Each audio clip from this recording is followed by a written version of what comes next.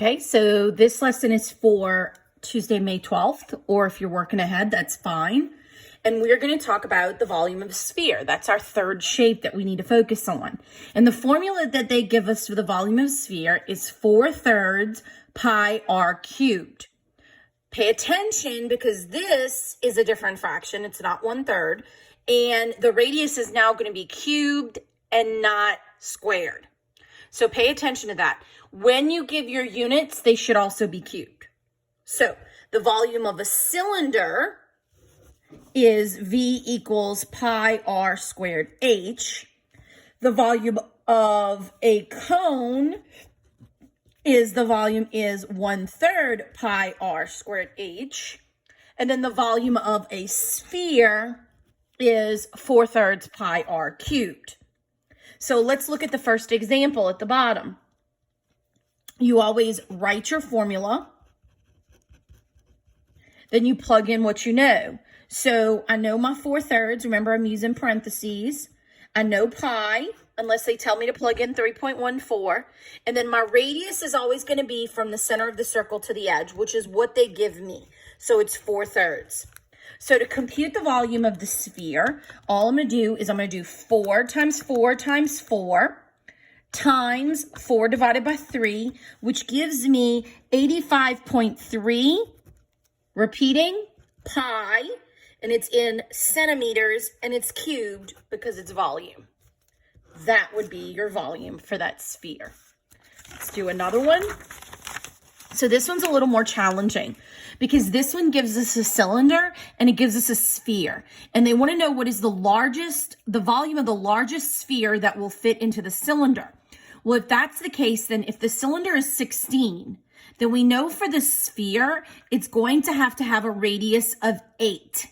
Okay? So then what you can do is it says the cylinder has a diameter of 16 and a height of 14. The volume of the largest sphere would have to have a radius of 8. And that would be able to fit within the cylinder. Of course, there will be air and space around it because the sphere won't take up the whole cylinder space. Okay, so let's try this one. Number 4, it tells me that the radius is 6. So I do my formula, pi r cubed.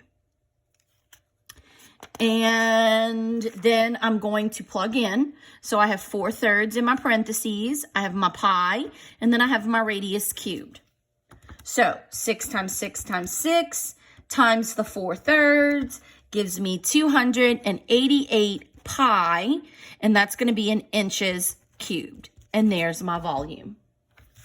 So what you're going to do is you're going to go to the problem set, and you're going to work number 1 with a sphere, and you're going to work 2, 3, and 4. Okay, 2, 3, and 4, and 5. You do not have to do number 6.